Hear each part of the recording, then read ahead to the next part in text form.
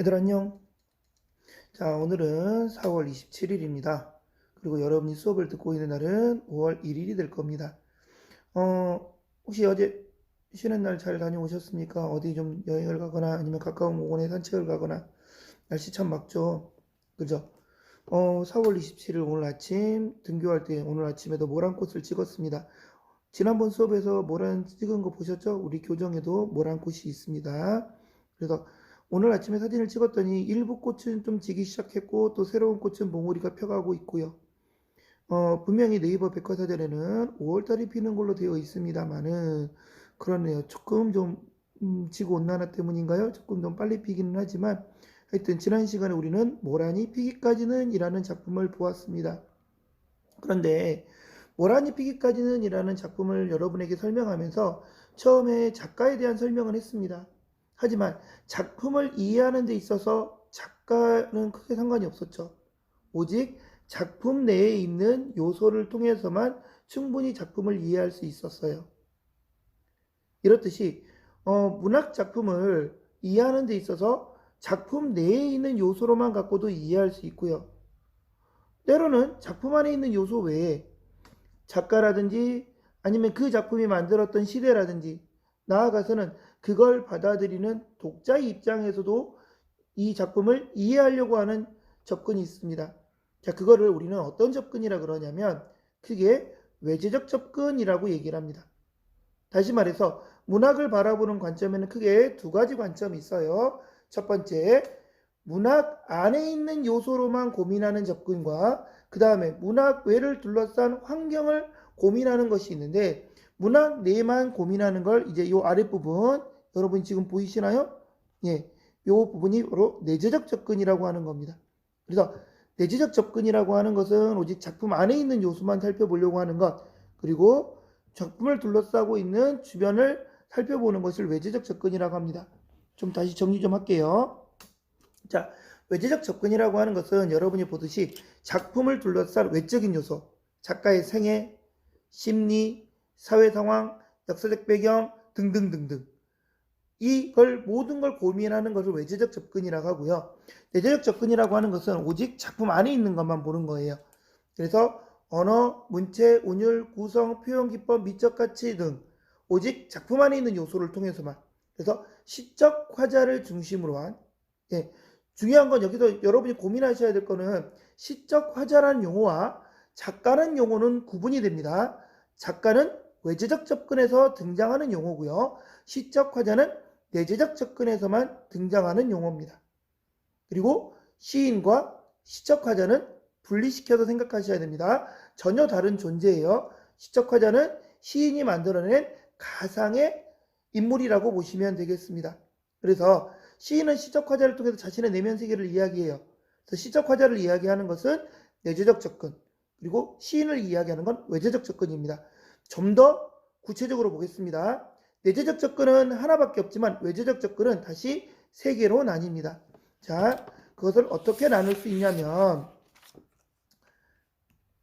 자, 요런 그림으로 한번 설명을 해볼 수 있을 것 같아요. 요런 그림으로 설명을 해볼 수 있을 것 같은데 자, 어떤 작품을 중심으로 해서는 크게 세 개의 요소가 둘러싸고 있습니다.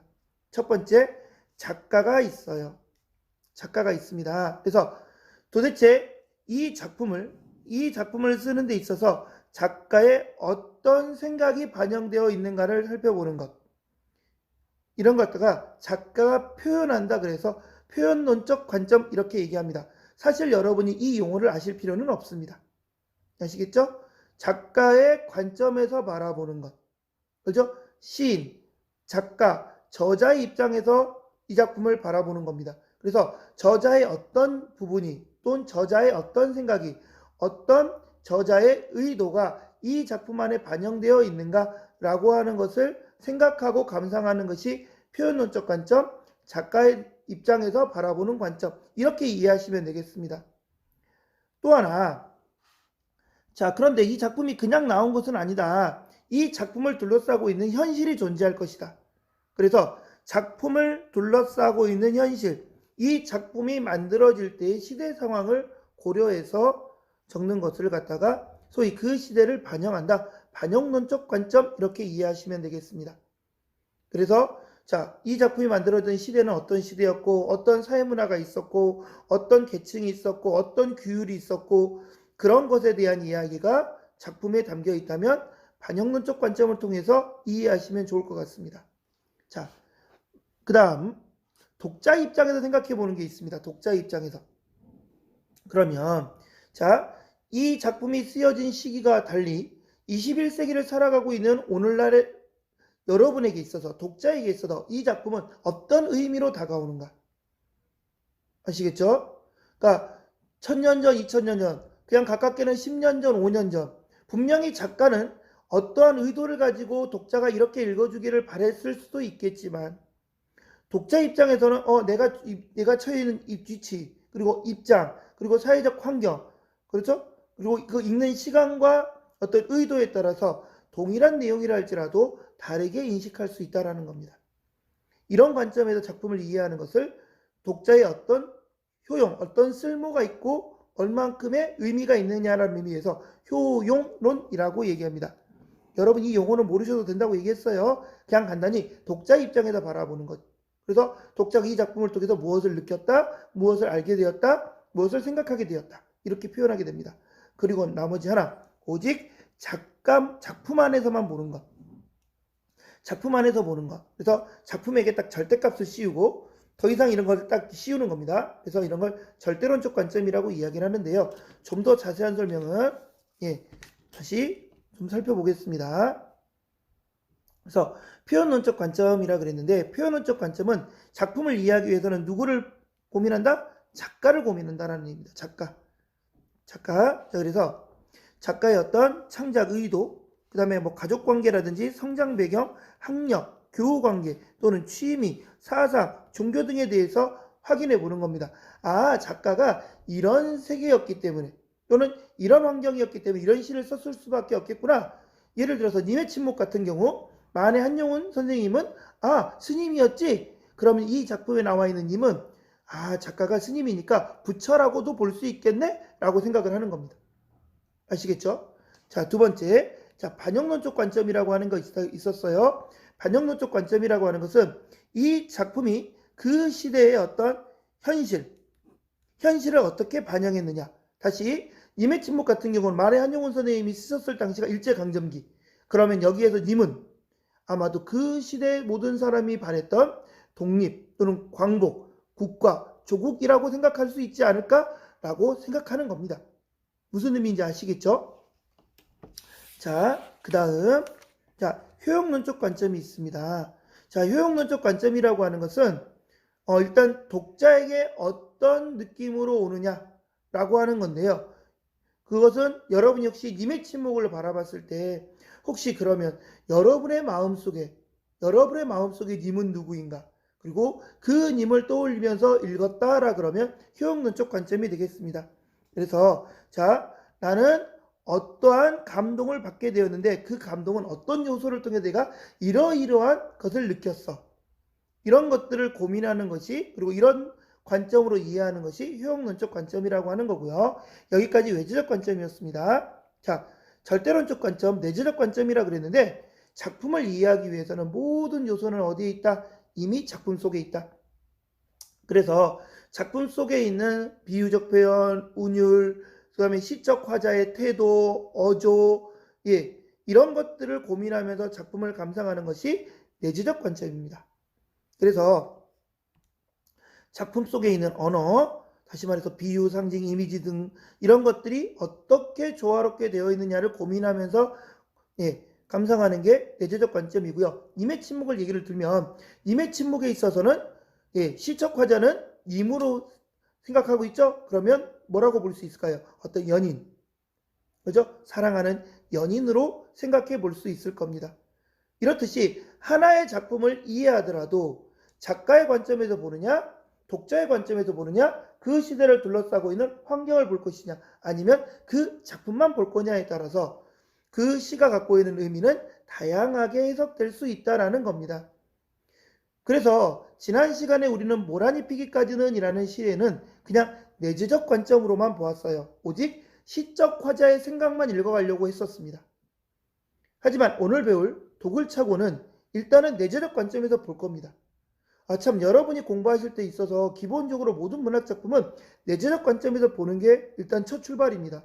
그리고 나서 그 시를 이해하는 데 있어서 확장을 하기 위해서 적절하게 외재적 관점을 끌고 오는 건데, 여러분이 공부하실 때 그런 걸 놓치고 또는 그런 걸 배제하고 여러분은 그냥 그러니까 조국, 광복, 부처, 그다음에 사랑하는 님 이렇게 그냥 단순히 외워버려요. 그렇게 하는 건 공부가 잘못된 겁니다. 그래서 이런 관점에서 봤을 때 이게 이런 의미가 될 수 있겠구나. 그런데 확장해 보니까 이런 의미가 존재하구나 라고 하는 것을 공부하실 필요가 있겠습니다. 그래서 이 다음에 볼 임의 침묵이라고 하는 작품은 철저하게 일단은 내재적 관점부터 시작을 하겠습니다. 내재적 관점으로 보고 난 후에 그 다음에 반영론적 관점에서 여러분에게 설명을 해드릴 거고요. 표현론적 관점은 조금은 이 작품을 설명하기가 어렵긴 해요. 어거지를 부리자면 할 수는 있으나 그렇게까지는 하지 않을 거고요. 해석론적 관점에서 여러분이 이해를 하는 데 있어서 그 부분은 과제로 좀 제시할 예정입니다. 아시겠죠? 그러면 지금부터 시의 내용을 좀 살펴보도록 하겠습니다. 자, 그러면 1년의 내용부터 시작해 보도록 하겠습니다. 자, 시작과 동시에 내 가슴에 독을 찬지 오래로다 그랬습니다. 시작부터 이렇게 단정적 오조가 나옵니다. 내가 독을 찬지 오래되었대요. 오래로다. 오래일까? 오래이면 어쩌지? 아니라 오래로다. 딱 시작부터 단정적 오조가 나오네요. 자, 단정적 오조를 얘기했다라고 하는 것은 뭔가 좀 확고한 의지가 있다라는 거죠. 확고한 선언입니다. 그죠? 나 독을 찼어. 나 그렇게 했어. 라는 어떤 선언입니다. 그런데 일단 나 그랬으니까 시적화자가 이 시에 안에 등장했습니다. 내 가슴에 독을 찬지 오래랍니다. 독을 찼대요. 일단 독이라는 요소 여러분이 느끼시기는 어떻습니까? 긍정적이에요? 부정적이에요? 그죠? 독이라고 하는 자체는 대단히 부정적 요소입니다. 자, 부정적인 요소인데요. 대단히 부정적인 요소인데요. 자, 그것을 오랫동안 차고 있었다는 얘기입니다. 다시 말해서 내가 독을 찰 수밖에 없는 상황이 존재하고 그것이 어떻다? 오래되었다? 그것은 하루 이틀 일이 아니었다라는 얘기입니다. 그러니까 과거에서부터 지금까지 계속 지속되어 왔던 일이라는 거예요. 그런 만큼 나에게 있어서 이 독을 차는 것은 어떻다? 오랫동안 있었던 일일 뿐만 아니라 앞으로도 계속 그럴 것이다. 다시 말해서 이 일은 쉽게 멈추지 않을 거다라는 겁니다. 쉽게 멈추지 않는다. 쉽게 멈추지 못한다라는 얘기가 되겠습니다.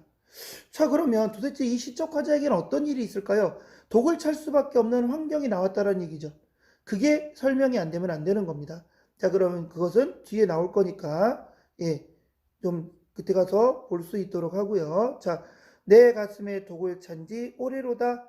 그러면 이 독은 어떤 독이냐면 아직 아무도 해한 일이 없어요. 아직 아무도 해한 일이 없다. 어떻다? 그러면 이거는 내가 공격용이 아니라는 거죠. 내가 어떻게 만든 거다? 방어용으로 만들었다는 얘기입니다. 그러니까 이거는 여차하면 누군가를 공격할 수는 있지만 나는 아직도 누구를 해쳐 본 적은 없어요. 그래서 나는 아직까지 이걸 써본 적은 없습니다. 그러면 쓸 상황이 오면 쓰겠다는 얘기죠. 어떤 상황이 올 거냐는 얘기입니다. 중요한 것은 근데 그 독을 어떻게 뽑느냐? 매일매일 새로 뽑고 있답니다. 새로 뽑은 독. 그러니까 나는 이것을 매일매일 새롭게 준비할 수밖에 없다. 그만큼 나는 그래, 지금 나의 주어진 상황은 이래. 그래서 이런 매일매일 새로 뽑는 독을 통해서 독을 신선한 상태를 유지할 수밖에 없다. 그렇기 때문에 어떻다? 나의 의지는 어떻다? 매일매일 새롭게 리프레시 되고 있다. 시적 과제의 어떤 강한 의지가 드러납니다. 도대체 왜 이런 강한 의지를 갖는지는 모르겠습니다. 근데 그에 대해서 시적 화자의 벗이 등장합니다. 벗이 이야기를 해요. 야, 그 독 무서워. 그만 흩어버리면 안 될까? 너 지금 왜 그렇게 독을 차고 있는지는 잘 모르겠는데 야, 그 독 위험해. 좀 버렸으면 좋겠어. 라고 이야기를 합니다. 그죠? 좀 버리라고 해요. 왜 그 독 버려? 그렇네요. 이 시는 시적 화자와 법과의 대화를 통해서 이루어지고 있는 것 같습니다. 그랬더니 자, 도대체 왜 독을 차고 있는지에 대한 설명은 모르겠습니다만 하여튼 독을 버리라고 이야기를 했어요. 어이 친구야, 독 위험하다, 버리라 라고 얘기했더니 다시 시척화자가 버드한테 얘기합니다. 나는 뭐라고 얘기하냐? 야, 이 독 버리라고 얘기했지. 너 그러면 안 돼. 야, 나 여차하면 너도 지금 해야 할 수 있어. 도대체 뭔 일이 이게?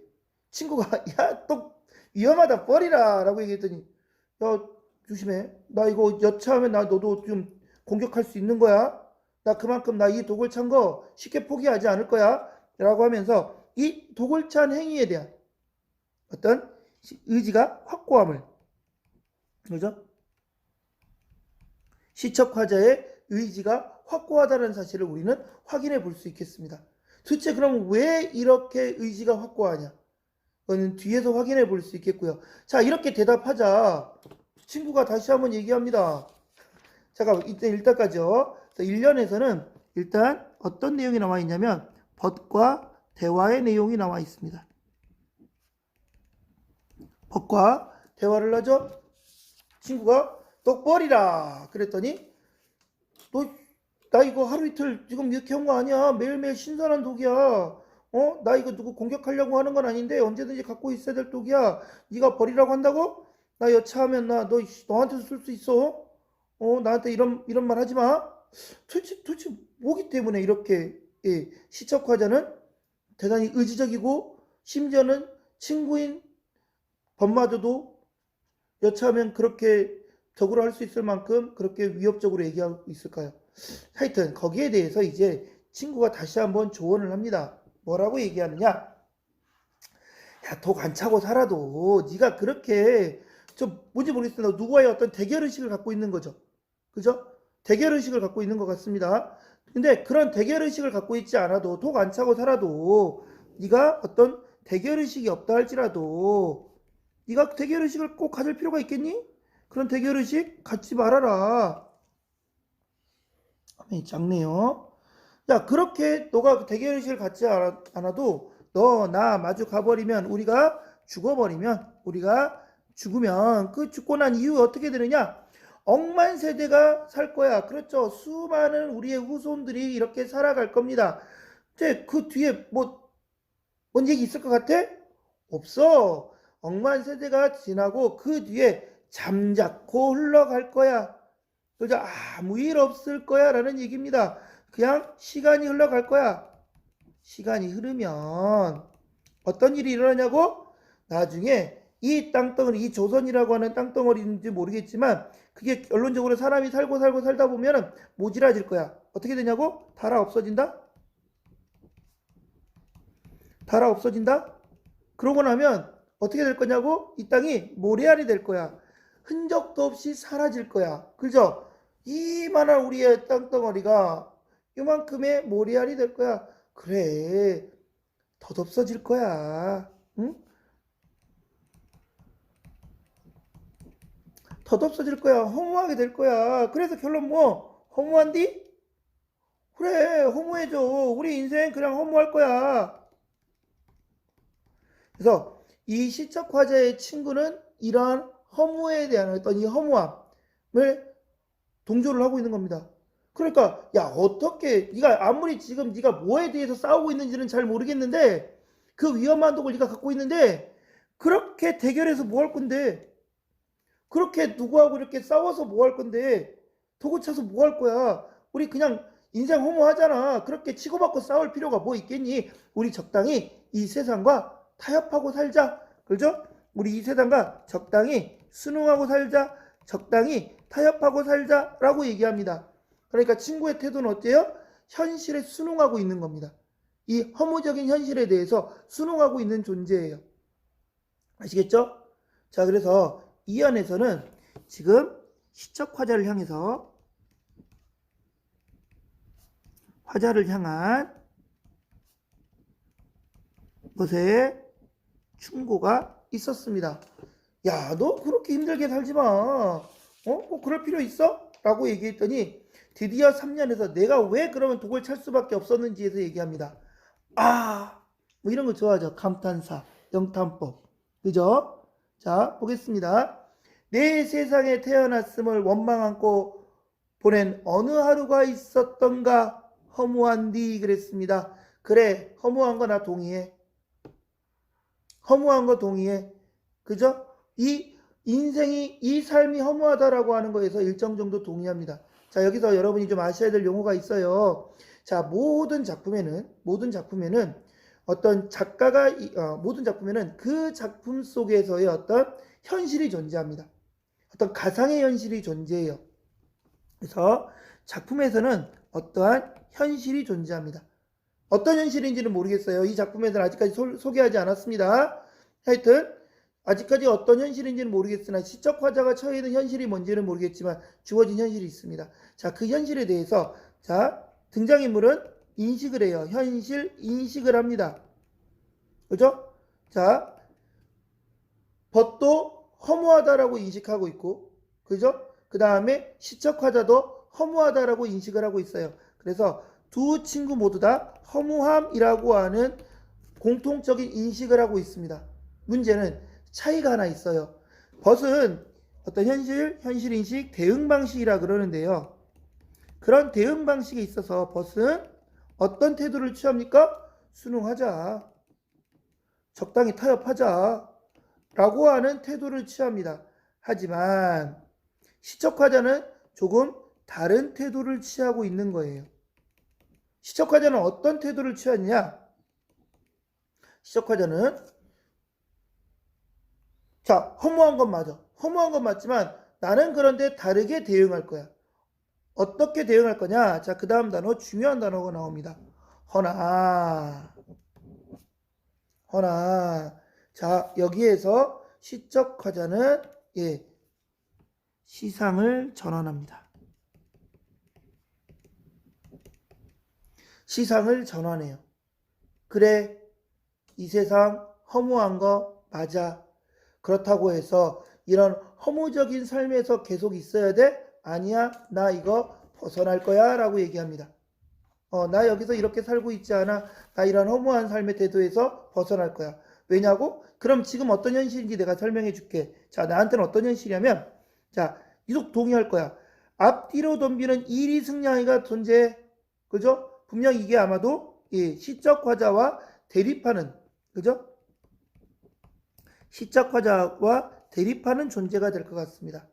시적 화자와 대립하는 요소가 될 것 같은데 이 이리승냥이가 도대체 그러면 안 봐도 부정적이죠? 안 봐도 부정적이죠? 자, 그러면 이런 부정적인 요소가 지금 무엇하고 있냐? 내 마음을 노린답니다. 내 마음을 노려요. 나의 마음을 노린답니다. 나의 마음을. 도대체 그러면 이 마음은 어떤 마음이냐? 이게 중요하겠죠? 그죠? 그래서 내 마음을 노리는데 야, 무섭잖아. 이리승냥이가 야, 내려와. 네 마음 내놔 뭐 이런 거죠. 근데 마음이야 그래 내가 줄 수 있어. 하지만 줄 수 없다라는 거예요. 마치 뭐 할지언정 내 산채 짐승의 밥이 되다라고 하는 거. 이 짐승은 이리승냥이와 동일한 의미라고 보시면 되겠습니다. 그래서 이 이리승냥이가 내가 산채로 짐승의 밥이 되어 찢기우고 핥기우라 내맡긴 심새야. 다시 말해서 이들이 내 육체를 훼손할지라도 이들이 내 육체를 산채로 훼손할지라도 이런 의미입니다. 나를 산채로 밥처럼 이렇게 확 해갖고 야이씨 죽어라 내 마음 내놔 네 마음 내놔 라고 할지라도 나는 이 마음을 뺏길 수 없다는 얘기예요. 그러면 도대체 내 마음이라고 하는 건 도대체 어떤 마음일까요? 정말로 시적 화자가 지키고 싶은 거겠죠. 그죠? 정말로 시적 화자가 지키고자 하는 거. 그죠? 시적 화자가 정말로 지키고자 하는 거. 뭐가 있을까요? 어떤 다양한 얘기가 있을 수 있겠습니다만 시적 화자 여러분은 어떤 것을 좀 지키고 싶을까요? 아마도 시적 화자가 소중하게 여기는 가치, 어떤 순수함, 이런 것이 아닐까요? 내면의 어떤 순수한 가치, 순수 이런 것들 이런 것일 수 있겠습니다. 조금 더 뒤에 가서 더 생각을 해보도록 할게요. 하여튼 시적 화자가 좀 지키고자 하는 것이 있어요. 하여튼 3년에서는 도굴참 배경에 대해서 얘기합니다.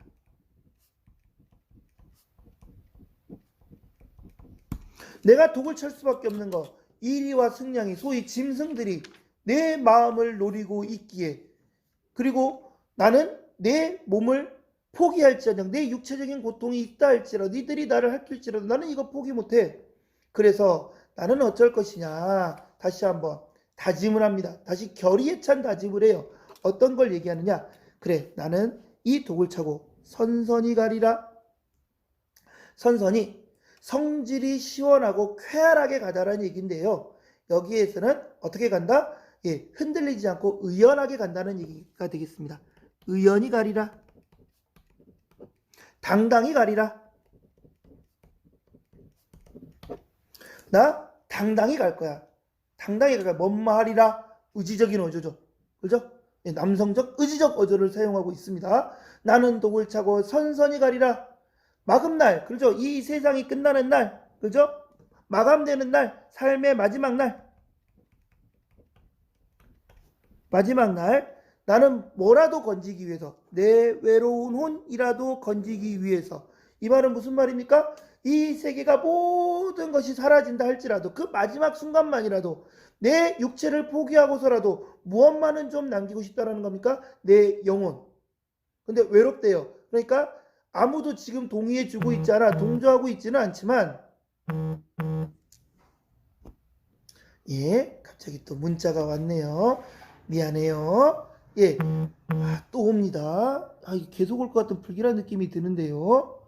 예, 안 오기를 간절히 바라며. 자, 마지막 날 내 외로운 혼을 건지기 위해서, 그죠? 그러니까 이 내가 지키고자 하는 어떤 이런 순수한 삶의 가치, 순수한 마음을 유지하기 위해서 나는 어떻겠다? 나는 뭐 하겠다? 이 독을 차고 살겠다라는 얘기입니다.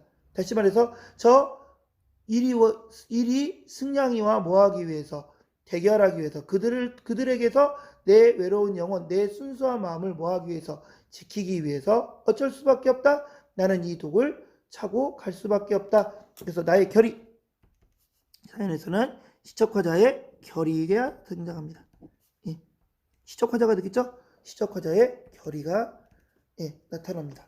자, 그러면 여기까지 왔습니다. 자, 그러면 어째요? 이 시의 시척화자는 어떤 자신의 어떤 내면 세계, 순수한 내면 세계를 지키고자 함, 이게 이 전체의 주제가 되겠죠.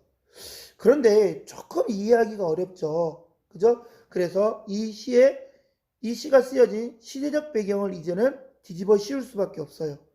자, 그러면 1년에서부터 다시 한번 시대적 배경을 한번 고려해 봅시다. 시대적 배경은 언제라고 보시면 되겠습니까? 일제강점기라고 보시면 되겠죠. 일제강점기. 그러면 일제강점하에라고 하는 시대적 상황을 한번 씌워서 다시 보면 이 시는 어떻게 해석이 될 수 있을까요? 자, 앞에서 독이라고 하는 것은 어떻게 보면 일이 승량이라고 하는 어떤 나를 위협하는 존재에 대한 어떤 대결의지라고 보시겠죠.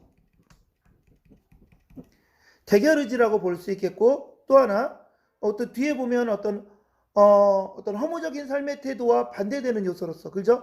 나는 허무적인 삶의 태도라고 하고 살지 않겠어. 나는 그런 걸 이겨내겠어 라고 하는 어떤 그런 의도도 될 수 있었습니다. 하지만 자, 이제 시대적 배경을 고려해 봅시다. 일제강점이에요. 일제강점입니다. 그러면 일제강점 하에서는 끊임없이 어떻다 그랬어요? 다양한 어떤 억압과 폭력 이런 것들이 이루어지고 있었습니다. 그럼 어쩔까요? 끊임없이 많은 사람들을 괴롭히겠죠. 그죠? 그렇게 괴롭혔을 겁니다. 시적화자, 이 시인한테도 마찬가지였을 거예요. 일제강점은 끊임없이 폭력과 억압을 하고 있어요. 그런 시대적 상황입니다. 그런 시대적 상황에서 시적화자는 그래 내가 대놓고 쟤네들하고 이렇게 총칼로 싸우지는 않을지언정 끊임없이 뭐 하고 있는 거예요? 나의 어떤 순수한 민족의식, 그죠? 조선인으로서의 가져야 될 어떤 내면적인 의지, 순수함 이런 것들을 포기하지 않겠다라는 거겠죠. 그죠? 그래서 내 가슴에 독을 찬지 오리로다 일제강점에 대한 저항의식이 되겠죠.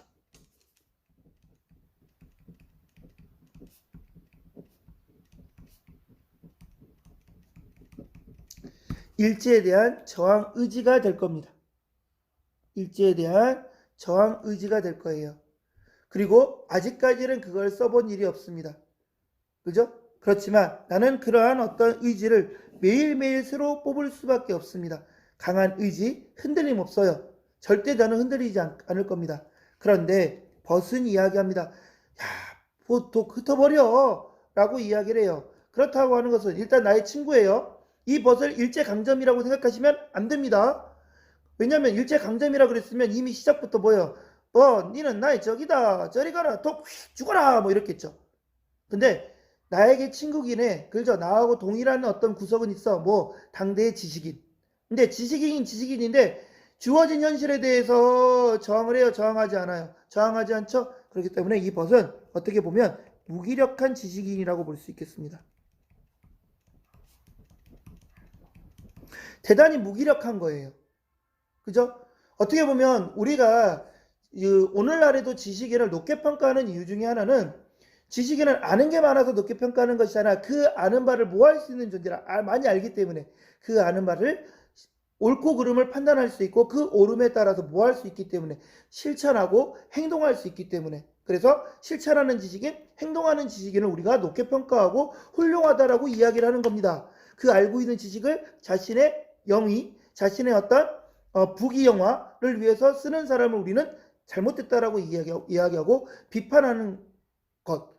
근데 이 벗은 그런 알매도 불구하고 현실에 순응해버린 존재가 되겠습니다. 그래서 어떻게 보면 시적화자와 대비되는 지점에 있는 존재지만 일제강점과는 또 아니에요. 아시겠죠?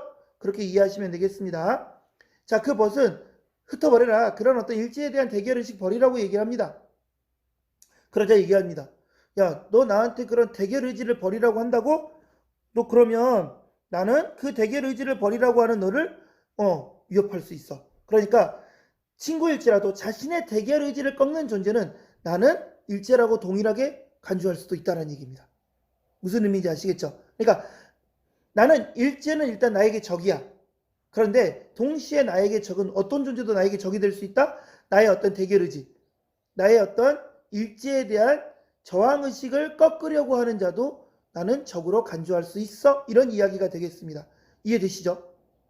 아시겠습니까? 다시 말해서 일단 현실에 순응하고 있는 벗은 나에게 있어서 대비적인 존재지만 아직까지는 적은 아니에요. 하지만 나에게 대결의지를 꺾으려고 하는 자는 나에게 있어서 적이라는 얘기입니다. 너 그렇게 될 수도 있으니까 조심해. 나 여차하면 네가 계속 그런 의미를 강조하고 있으면 내 의지를 꺾으려고 한다. 그러면 나 너 공격할 거야 라고 얘기합니다. 비행기가 날고 있군요. 이런 하여튼 이어 넘어가겠습니다.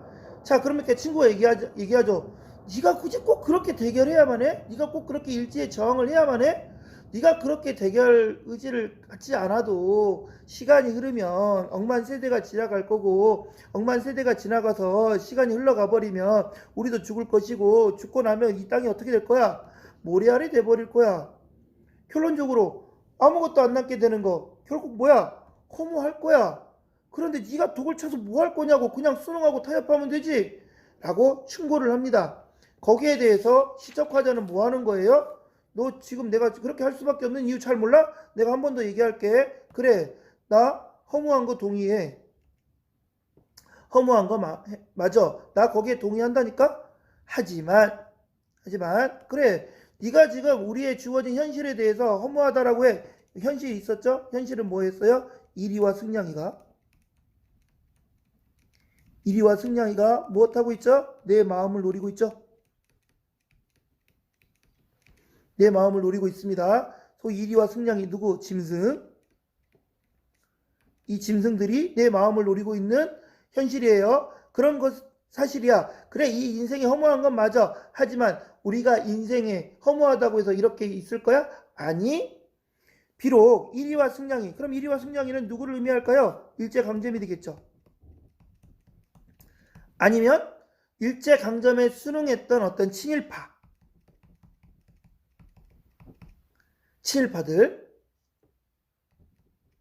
친일파들 있을 수 있겠죠? 친일파일 수 있겠습니다. 짐승과 동일한 의미를 갖고 있습니다. 하여튼 이리 승냥이가 내 마음을 노려요. 나의 어떤 순수한 마음, 순결한 마음, 그죠? 어떤 조국에 대한 어떤 사랑, 뭐 이런 것이 있겠습니다. 하여튼 그런 어떤 순수함, 순수하고 어떤 순결한 마음을 노리고 있습니다. 그죠? 그래서 내가 그들에게 내 육신, 내가 산 채로 내 육신을 그들의 어떤 괴롭힘을 내가 당한다 할지라도 그들이 그래 내가 이미 내 맡겼어 그들에게 나에게 뭐 이렇게 와가지고 이런 오센징 뭐 이러면서 할 수 있어. 근데 나 그거 다 포기할 거야. 그래 나 그거 인정할 수 있어. 나 그거 버틸 수 있어. 그럼에도 불구하고 무엇만큼은 자 뒤에 나와 있죠. 내 외로운 혼만큼은 그죠? 나의 어떤 앞에 나와 있는 내 마음과 3년에 있는 내 마음과 동일한 표현이 되겠습니다. 3년에 있는 내 마음과 동일한 의미가 되겠습니다. 그래서 내가 죽은 후에 내 불의에 저항했던 내 마음, 그죠? 어떤 저항의식, 그죠? 일제에 저항했던 나의 마음을, 그죠? 어디 누구에 대한 저항의식? 일제에 대한 그런 저항의식만이라도 살아남을 수 있도록, 그죠? 어떤 자신의 순수한 내면이라고 하는 것이 이런 것이 되겠죠? 그런 것을 지키기 위해서 나는 뭐 하겠다? 이 순간 독을 차고 선선히 당당히 의연하게 걸어가겠다라고 다짐하고 있는 내용이 되겠습니다. 자 그러면 이 시의 어떤 구조를 보자면 시적화자가 있겠죠? 시적화자가 존재하고 있고요. 자 시적화자에게 있어서 크게 벗이라고 하는 존재가 대조가 됐었고요. 자, 그 다음에 이리와 승냥이. 이가 대조가 되겠습니다. 이 시의 구조는 이런 구조가 되겠고요. 그죠? 이 시의 구조는 이런 구조가 될 것 같습니다. 이런 구조가 될 것이고, 자, 시대적 흐름으로 봤을 때 시적화자는 이런 것을 대비하기 위해서 무엇을 차고 다니고 있죠? 예, 벗이 아니죠. 독이죠, 독. 독을 차고 다닙니다. 그래서 벗은 어떻게 보면 무기력한 지식인 시대적 비행으로 그렇게 볼 수 있겠고 일이 승량인 일제 강점 그리고 시적화자에게서 독은 어떤 일제에 대한 저항의식이라고 볼 수 있겠습니다. 그러면 주제의식이 좀 달라지죠. 시대적 배경을 바뀌니까 아까에서는 어떤 순수한 내면 세계를 지키고자 했던 시적화자의 삶이 주제였다면 시대적 배경을 고려하니까 어떻게 되겠습니까? 일제 강점에 대한 저항의식, 그죠? 일제에 저항하고자 했었던 어떤 시인의 내면 가치, 내면 의식 이런 것들이 주제라고 볼 수 있겠습니다.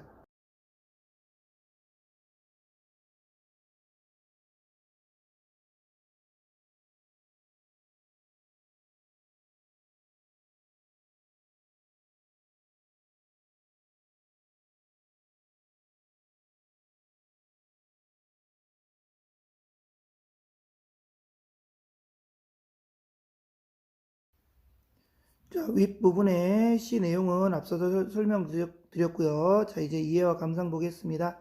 이 시는 일제강점기라는 극한 현실에서 허무적 태도를 극복하고 끝까지 자신의 영혼을 지키려는 강한 무엇을 보여주고 있습니까? 강한 삶의 무엇을 보여주고 있어요? 의지를 보여주고 있습니다. 자, 독은 부정적인 현실에 대한 대결 의지 또는 죽음을 강화한 삶의 의지를 상징합니다. 이때 이 부정적 현실이라고 하는 것이 이제 이리와 승냥이가 내 마음을 노리는 상황, 시대적 배경으로 하면 일제강점의 어떤 포갑, 폭력 이렇게 되겠죠. 그래서 대결 의지 또는 죽음을 각오했다라고 했을 때 얘기했었죠. 이리와 승냥이에게 내 몸을 맡겼다 이런 표현을 썼습니다. 화자의 결연한 의지는 삶의 허무를 극복한 것, 삶의 허무. 그래 나왔었죠. 허무한 뒤 허나 그랬었죠. 시상이 전환하죠. 그래서 극복을 합니다. 극복한 것이기에 강렬하게 느껴집니다. 30년대 말 시대적 배경을 고려하자면 일제가 단발마에 발악을 하던 때다. 자, 우리에게 있어서 국어를 빼앗고 그죠? 예, 창씨 개명하라고도 하죠. 일본식 성명까지 강요하게 되었다. 이런 상황에서 시인은 아름다운 노래만 부를 수 없었을 것이고 그래서 어떤 그러한 상황에서 작가의 순수한 서정의 세계에서 그죠? 항상 어떤 문학의 순수함 속에서만 살 수 없었던 겁니다. 나와 현실 상황과의 대결하려고 하는 자세. 아까 현실인식 대응 방식에서 아까 필기를 못했는데 벗은 현실에 수능을 했었죠. 타협하고 수능을 했었다고 한다면 시적화자는 뭐 했습니까? 대응하려고 했었죠. 대응 방식이 뭐예요? 저항, 대결 의식을 가졌었죠. 그래서 비행기 소리가 수업을 방해하네요. 휙 지나가라. 후. 자, 어떻게 된다? 대결하려는 자세를 시화했다라고 하는 건 시로 형상화했다라는 얘기입니다. 다양한 어떤 상징, 비유, 그죠? 어떤 남성적 어조, 대화의 형식, 그죠? 대비되는 시적 화자와 대비되는 존재들, 또는 일이승량이 이런 장치를 통해서 시화했다라고 하는 겁니다. 그래서 자, 제재인 독은 분명히 부정적인 요소예요. 하지만 이 시에서는 독특하게도 이 부정적인 것이 오히려 긍정적인 의미를 지니고 있죠. 아주 특이한 소재입니다. 그러니까 우리가 일반적으로 부정적이라고 생각하는 요소임에도 불구하고 긍정적인 요소로 쓰였다라고 하는 것이 이 시의 특징일 수도 있어요. 그 부분 기억해 줍시다. 독은 험난하고 공핍한 현실 속에서 치열하게 살아가려는 대항의식, 저항의식, 대결의식이며 또한 그 순결을 지키고자 했던 어떤 의지라고 볼 수 있겠습니다. 이해되시죠? 자, 이 시는 자유시이자 서정시입니다. 서정, 개인의 정서를 다룬다라고 했고요. 의지적이죠. 어떻게 보면 뭐뭐하리라, 그죠? 뭐뭐하다 이런 표현을 통해서 어떤 의지를 드러내고 있습니다. 직서했다라고 하는 건 돌려서 표현하지 않고 뭐 나는 너 해야 할지 모른다. 그러면 나는 선선히 걸어가리라. 이렇게 대놓고 얘기하고 있죠. 저항적이죠. 그 다음에 상징들 쓰였었죠. 우의적은 무엇에 빗대어 표현하다라는 얘기입니다. 그래서 뭐 이리와 승량이 이런 거에 뭐 빗대어 표현한 거죠. 뭐 내재적 관점에서 보면 그럴 수 있겠고요. 그것이 또 상징이 될 수도 있겠고요. 하여튼 어떠한 대상을 어떤 사물이나 동물에 빗대어 표현하는 걸 우의적이라고 얘기를 합니다. 자, 이 시의 특징입니다. 의지적 태도를 자 어떻게 드러내고 있어요? 대놓고 얘기한다고 그랬죠. 직설적이다. 직설적으로 드러내고 있습니다. 자, 두 번째. 자, 어떤 소재를 통해서 이 시가 상징적이라고 그랬죠? 상징적인 소재를 통해서 시적 의미를 강조하고 있고요. 자, 그 다음에 어떤 어조? 강인한 어떤 남성적 어조. 단호하고 의지적 어조라고 보셔도 되겠습니다. 자, 그 다음 법과 나와의 무엇의 형식? 대화의 형식이죠. 대화의 형식을 띠고 있다는 것. 그리고 법과 나의 자세가 상반된 자세가 어떻게 드러나고 있어요? 현실에 순응하고 있는 친구와 현실에 더응하는 친구가 대조적으로 제시가 돼 있었죠. 그래서 이걸 통해서 자 순결한 삶의 의지를 드러내고 있었습니다. 내재적 관점에서 보면 그렇게 볼 수 있겠고요. 외재적 관점으로 보게 되면 일제강점하에 식민지 현실에 대한 어떤 대결 의식 그리고 거기에 대한 어떤 삶의 의지가 드러났다고 보시면 되겠습니다. 됐죠? 자, 그러면 자 이렇게 해서 오늘 수업은 마치겠습니다. 그런데 여러분에게 드리는 숙제 하나가 있어요. 그리고 여러분과 함께 풀어야 될 퀴즈가 있습니다. 잠시 뒤에 영상을 통해서 이어갈 거니까 끝까지 좀 보셨으면 좋겠습니다. 자, 1번. 무엇은 일제강점기 극한 현실에 대한 화자의 저항 의지를 상징한다 그랬는데 뭐겠습니까? 한 글자. 시요. 독이었습니다. 자, 현실 수능적 인물로 설정되고 있던 사람은 한 글자. 벗이었죠? 잘하셨습니다. 이 시는 법과 나의 어떻습니까? 무슨 형식이었다고 그랬죠? 조금 전에? 대화 형식이라고 그랬죠. 자, 이 시는 법과 나의 삶에 대한 어떤 표현을 통해서 대조적인 표현이죠. 서로 달랐었죠? 나의 어떤 결연한 의지를 강조하고 있습니다. 일지를 상징하는 것. 일단 뭐였습니까? 이리와 승량이. 자, 그 다음에 짐승. 자, 벗은 현실의 어떤 태도? 수능적 태도를 지니고 있었죠? 나는 저항적 태도를 지니고 있었습니다. 자, 마지막입니다. 오늘 여러분의 숙제에다가 하나만 더 보태보려고 해요. 자, 여러분이 여러분의 삶에서 독을 차고서라도 지키고자 하는 것이 있습니까? 여러분 어떤 내면의 순수함 또는 여러분의 마음속에 꼭 지키고자 하는 내면의 가치 그게 있을까요? 없으면 어쩔 수 없고요. 근데 만약에 있다면 그것이 무엇이고 왜 그런가요? 그래서 오늘 학습한 내용을 찍어 올릴 때 이 내용도 함께 학습 후기를 올려주시면 좋을 것 같습니다. 저 내일도 이제 주말이네요. 주말 잘 보내실 수 있도록 하시고요. 예, 건강하게 잘 지냈다가 다음 주 월요일 1교시입니다. 다음 주 월요일 1교시는 예, 여러분이 정말 좋아하시는 윤동주 시인의 시를 배울 겁니다. 다음에 만날 때 기다리겠습니다. 안녕. 아, 참, 밑에 있는 퀴즈 푸는 거 잊지 마세요.